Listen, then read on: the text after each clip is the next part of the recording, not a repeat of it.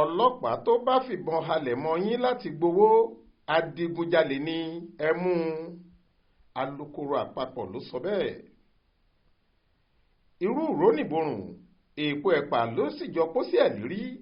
Iléeṣẹ́ ọlọ́pàá ilẹ̀ wa ti ní kò sí yàtọ̀ láàrin ọlọ́pàá tó ń fìbọn halẹ̀ mọ́ aráàlú tàbí onímọ́tò pẹ̀lú ète láti gba àbẹ̀tẹ́lẹ̀ lọ́wọ́ wọn àti Adigunjale tó ń jẹ aráàlú lólè tààrà. Wọ́n ní ọlọ́pàá tó bá ṣerú nǹkan yìí bíi Adigunjale ní kí wọ́n mú un kí wọ́n sì tètè fẹjọ́ ẹ̀sùn àwọn aláṣẹ iléeṣẹ́ agbófinró. Ṣé ẹnu ọlọ́fà láti gbọ́ mọ́tá? Alukoro àpapọ̀ fún iléeṣẹ́ ọlọ́pàá ACP Olúmíìwá Adéjọbí ló sọ̀rọ̀ yìí lọ́jọ́ àbámẹ́ta sátidé ọjọ́ 14 oṣù kẹwàá yìí lórí ìkànnì abẹ́yẹfò rẹ̀ ìyẹn Twitter tó ti di ìkànnì X báyìí. Ó sọ̀rọ̀ ọ̀hún nígbà tí olókoòwò pàṣípààrọ̀ owó orí íńtánẹ́ẹ̀tì kan kọ ọ̀rọ̀ sí Adéjọbí tó sì ṣàlàyé ohun tójú rẹ̀ rí lọ́wọ́ àwọn ọlọ́pàá tí wọ́n ṣàdédé bẹ́ gìjà wọ ilé rẹ̀ tí wọ́n sì fìbọn dúnkookò mọ́ àtàwọn aráalé.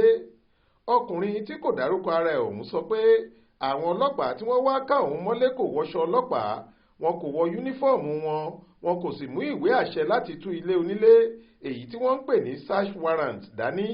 Níṣe ni wọ́n kàn bẹ̀rẹ̀ sí í kó gbogbo géńdé tó wà nínú ilé náà. Ilẹ̀ sì ti ṣú, nǹkan bíi aago 7 kọjá ìṣẹ́jú díẹ̀ ni wọ́n dé. Wọ́n láwọn ń kó àwọn lọ sí tẹ̀sán wọn torí àwọn fura pé ọmọ yahoo ni wọ́n, jìbìtì orí ẹ̀rọ ayélujára làwọn ń ṣe. Ó níṣe ni wọ́n ti gbogbo wọn mọ́lé. Sẹ́ẹ̀lì ọlọ́pàá làwọn sùn mọ́jú torí wọn ò tiẹ̀ gbọ́ àlàyé rárá. Ariwo tí wọ́n kàn ń pa ni you dey do yahoo, you dey do yahoo. Ìyẹn ni pé iṣẹ́ yahoo làwọn ń ṣe. Bẹ́ẹ̀ òun kò mọ nǹkan tí wọ́n ń pè bẹ́ẹ̀, òun níṣẹ́ gidi lọ́wọ́ ní tòun. Nígbà tó tún yá ni wọ́n ní kóun kọ àkọsílẹ̀ ní tẹ̀sán. Wọ́n sì fi dandan lé e pé òun gbọ́dọ̀ kọ síbẹ̀ pé ọmọ ẹgbẹ́ òkùnkùn lòun tàbí kóun kọ pé Adigunjale lòun. Gbogbo wa la yarí mọ́ wọn lọ́wọ́ pé a ò lè kọrú irọ́ bẹ́ẹ̀ sílẹ̀. Èyí ló mú kí wọ́n fi tipá tì wá mọ́ àhámọ́ wọn mọ́jú ọjọ́ kejì gẹ́gẹ́ bọ́kùnrin náà ṣe wí. Ó láwọn ọlọ́pàá náà tún gbowó lọ́wọ́ wọn. Ó sì fi àtẹ̀jíṣẹ́ àti ẹ̀rí bó ṣe tiransifá owó sí wọn hàn nínú àlàyé rẹ̀. Àròpọ̀ owó tí wọ́n gbà lọ́wọ́ gbogbo wa jẹ́ 500,000 náírà 500,000 naira. Èyí ló mú káwọn tí wọ́n ka ọ̀rọ̀ náà bẹ̀rẹ̀ sí kàn sí alukoro àpapọ̀ Adéjọbí. Wọ́n ní kó fèsì sí ẹ̀sùn ìwà ìbàjẹ́ tí wọ́n fi kan àwọn ọmọọṣẹ́ rẹ̀ ọ̀hún. Nígbà tó ń fèsì, Adéjọbí ní ẹ jẹ́ káwọn nǹkan kan yé wa níbí yìí o. Ó sọ pé kí wọ́n jẹ́ kó rí lọ́ọ̀yà ẹ, síbẹ̀ wọ́n tún tì ẹ́ mọ́ sẹ́ẹ̀lì mọ́jú. Ṣé lọ́ọ̀yà ẹ wá?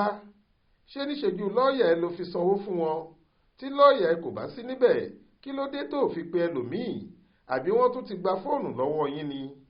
O ní láti ṣàlàyé àwọn kókó wọ̀nyí. Bóyá ọlọ́pàá jẹ́ ọ̀rẹ́ aráàlú tàbí ọ̀tá aráàlú, kí ni lọ́ọ̀yà ẹ ṣe lórí ìṣẹ̀lẹ̀ yìí?